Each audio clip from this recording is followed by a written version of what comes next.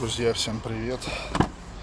Те, кто ищет решение проблемы со скрипучей задней дверью на Pajero 4, покупаете обычную петлю от двери, она с пластмассовой обоймой.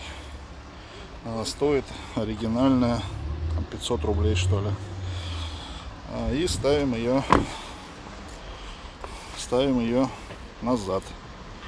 Немного регулируем, там буквально чуть-чуть, и все. И она плотно закрывается, не скрипит, не стучит. Так